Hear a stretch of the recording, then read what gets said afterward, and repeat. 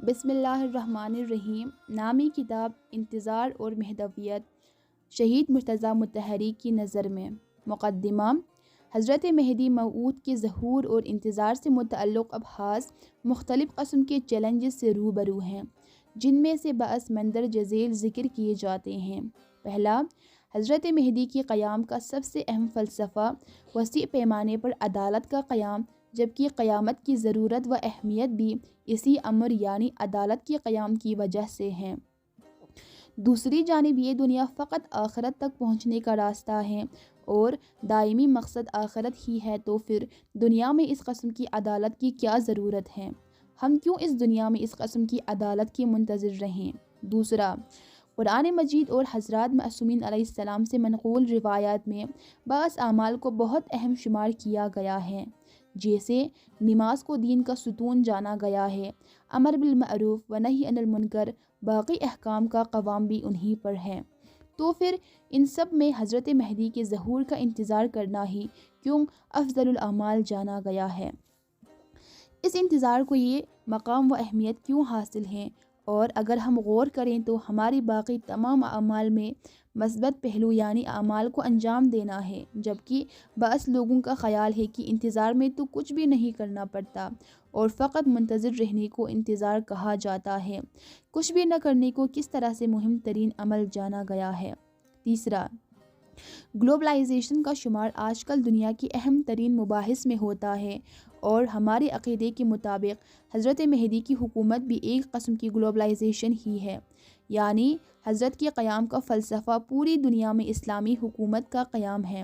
تو اس صورت میں ہمارا وظیفہ آج کی دنیا میں بیان کی جانے ہونے والی گلوبلائزیشن جیسی مباحث سے متعلق کیا ہے؟ حضرت امام زمانہ سے متعلق اس قسم کے سوالات کے علاوہ خود انتظار کا مفہوم بھی اپنے اندر بہت سے چیلنجز کا شکار ہیں، جن میں شاید اہم ترین یہ ہو کہ احادیث کی روشنی میں ظہور اس وقت ہوگا جب دنیا ظلم و جور سے بر ہو جائے۔ تو کیا اس صورتحال میں ہماری کسی بھی قسم کی اصلاحی و تربیتی کوششیں عملی طور پر ظہور کی تاخیر کے باعث نہیں بنے گی؟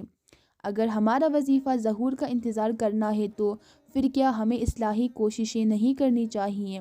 اگر ایسا ہی ہے تو پھر ہم اپنے ان اجتماعی ذمہ داریوں جیسے امر بالمعروف و نہی عن المنکر سے ہاتھ اٹھا لیں، جبکہ ان چیزوں کا ہمیں خود اسلام نے دستور دیا ہے۔ اور اگر ہماری ذمہ داری اپنے وظائف پر عمل کرنا ہے تو کیا یہ انتظار سے مناسبت نہیں رکھتا؟ دوسرے لفظوں میں اس طرح سوال کو ذکر کیا جائے کہ بشر کے تکامل کا سفر مبلغین کی اصلاح و تربیت سے ہی پائے تکمیل تک پہنچنا ہے، تو انسان اسی طرح اس سفر میں تکامل تک پہنچ جائے گا، پھر حضرت مہدی کے ظہور کی کوئی ضرورت باقی رہتی ہے؟ اس قسم کے سوالات اسلام میں مہدویت کے مسئلے پر عمیق بحث و مباحث طلب کرتے ہیں۔ کلی طور پر ہم اس طرح سے کہہ سکتے ہیں کہ ہم سے کہا گیا ہے حضرت مہدی کے ظہور اور ان کے قیام کے منتظر رہیں۔ اب اس سلسلے میں جو بھی سوالات ہیں، ہم نے ان کی علمی اور تحقیقی جوابات پیش کرنے کی ہر ممکن کوشش کی ہے۔ ہمارا سوال کیوں منتظر رہنے اور کس طرح منتظر رہنے کے بارے میں ہے۔ قابل توجہ بات یہ ہے کہ اس تحقیق میں ہماری یہ بھی کوشش رہی ہے کہ اس قسم کے سوالات کا جواب شہید مطہری کی نظر میں تلاش کریں۔ علت کی کھوج لگانے سے متعلق کسی بھی سوال کا جواب دو طرح سے ہو سکتا ہے۔ پہلا، ایک مرتبہ شے کی علت کے بارے میں سوال ہوتا ہے، اور اگر اس قسم کا سوال مسئلہ مہدویت میں ہو تو جواب میں فلسفہ مہدویت سے متعلق بحث کی جائے گی، یعنی ہمارا سوال یہ ہوگا کہ کیوں منتظر رہیں؟ تو یہ سوال کرنے کا مطلب یہ ہوگا کہ حضرت مہدی کے قیام کی کیا ضرورت ہے جو ہم ان کے قیام کے منتظر رہیں۔ دوسرا جواب معلولات کے نتائج سے متعلق ہیں، یعنی منتظر رہنا ضروری ہے کیونکہ منتظر رہنے کے بہت اچھے نتائج و آثار ہیں۔ ہماری بحث ان دونوں جوابوں میں ہے۔ اس بحث کے دو رخ ہیں۔ پہلا، اس کا رابطہ فلسفہ مہدویت سے ہے۔ ایک طرف تو فلسفہ مہدویت سے رابطہ ہے کیونکہ انتظار کی کیفیت کو جاننے سے پہلے خود انتظار کا مفہوم واضح اور مشخص ہونا ضروری ہے۔ کس طرح کسی سے مہمان کا منتظر رہنے کا تقاضا کیا جائے؟ یہاں سب سے پہلے حضرت مہدی کے قیام کی ضرورت و فلسفہ کو بیان کرنا بیان کرنا ضروری ہے، اور یہ جاننا ضروری ہے کہ اس انتظار نے بشری معاشرے کی تاریخ میں کیا کردار ادا کیا ہے، ہم سے کس قسم کے انتظار کے لیے کہا گیا ہے۔ دوسری جانب ہم اس انتظار اور اس کے نتائج کے بارے میں اس وقت گفتگو کر سکتے ہیں جب خود انتظار کی حقیقت ہمارے سامنے واضح اور مشخص ہو، تبھی تو کہا جا سکتا ہے کہ اس قسم کے انتظار کی یہ نتائج مرتب ہوں گے۔ لہٰذا ہماری بحث 3 حصوں میں ہوگی۔ پہلا حصہ فلسفہ مہدویت اور انتظار کی ضرورت کے بارے میں ہے۔ دوسرے حصے میں ہم انتظار کے طریقے اور ہماری ذمہ داریوں سے متعلق بحث کریں گے، جبکہ تیسرے حصے میں ہم انتظار کے ثمرات و نتائج سے متعلق بحث کریں گے۔ پہلا حصہ فلسفہ مہدویت اور انتظار کی ضرورت۔ اسلامی فلسفہ میں ایک قانون تلازم حد و برہان کے نام سے جانا جاتا ہے۔ اس قانون کے رو سے ہر برہان و دلیل جو کسی مسئلے پر قائم کیا جائے اس کی بہتر شناخت کا باعث بنے گا، و برعکس ہماری یہ بحث بھی اسی روش پر استوار رہے گی۔ یعنی اگر مہدویت کو بہتر اور اچھے انداز میں پہچاننا ہے تو ایک طریقہ یہ ہے کہ ان دلائل کی تحقیق کی جائے جو مہدویت کی ضرورت کا تقاضا کرتے ہیں۔ ہمارے عقیدے کے مطابق عالمی موعود حضرت مہدی سے متعلق اہم ترین دلائل انبیاء کے بعثت کا فلسفہ ہیں، جو خلقت کا فلسفہ بھی ہیں۔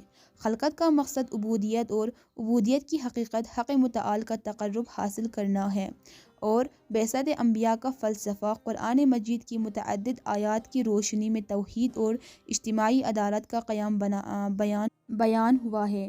شہید مطہری رحمۃ اللہ کی دقیق تشریح کے مطابق عدالت بھی در حقیقت خود توحید کے لیے ہیں، اور عالمی موعود کے قیام کی اہم ترین ضرورت بھی زمین کو عدل و انصاف سے بھر دینا ہے۔ لیکن جیسا کہ پہلے بیان ہو چکا ہے کہ مکمل اور حقیقی عدالت آخرت میں تحقیق پذیر ہوگی، تو پھر کیا ضرورت ہے کہ اس دنیا میں بھی عدالت محقق ہو؟ اس سوال کا جواب ہمارے انسان عدالت اور آخرت سے متعلق نظریات پر منحصر ہیں، جنہیں ہم چند نکات میں تشریح کرتے ہیں۔ پہلا، نظام خلقت میں انسان کا مقام۔ قرآن مجید کے رو سے انسان اس دنیا میں اس لیے نہیں آیا کہ ہمیشہ کے لیے قیام پذیر ہو جائے، بلکہ اس کے آنے کا مقصد و ہدف حضرت حق متعال کی طرف صعودی حرکت کرنا ہے، اور اس سفر میں اس نے اپنی حقیقی منزل و مقصد گاہ یعنی خلافت الہیہ تک پہنچنا ہے۔ یعنی انسان اپنے اندر الہی اوصاف پیدا کر کے اس ذات کا مظہر بن جائے۔ انسان اس طرح نہیں جیسا کہ اس کے بارے میں ملائکہ الہی نے گمان کیا تھا کہ یہ زمین پر فساد و خون ریزی کرے گا، بلکہ انسان کا دوسرا پہلو جو اس کی خلقت کا واقعی ہدف ہے، اور در حقیقت یہی اعلیٰ اقدار انسان کی حقیقت ہیں۔ دوسرا، قانون فطرت۔ گزشتہ مطالب کے پیش نظر انسان ایسا موجود نہیں جس پر فقط بیرونی عوامل اثر انداز ہوں، بلکہ انسان اپنی حقیقت کے مطابق کمال کی طرف رخ کیے ہوئے ہیں، اور یہی کمال کی طرف متوجہ رہنا اس کی خلقت کا اصلی ہدف ہے، اور اسی پر اعتماد کیا جا سکتا ہے، یہی اس کا بنیادی سرمایہ ہے، اور اس قدر اہمیت رکھتا ہے کہ ہر قسم کا باطل اس کے مقابلے کوئی حیثیت حقیقت نہیں رکھتا، جبکہ فلسفہ میں بطلان محض تو اصلاً وجود ہی نہیں رکھتا۔ در حقیقت یہ باطل بھی حق میں افراد و تفرید کے نتیجے میں نمودار ہوتے ہیں، اور حق کے مقابلے میں کسی بھی قسم کی مستقل حقیقت نہیں رکھتے۔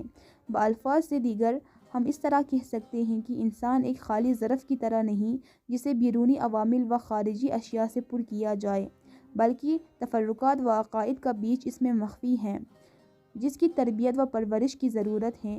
ایک مادی کیمیکل کی طرح اسے بنایا نہیں جاتا۔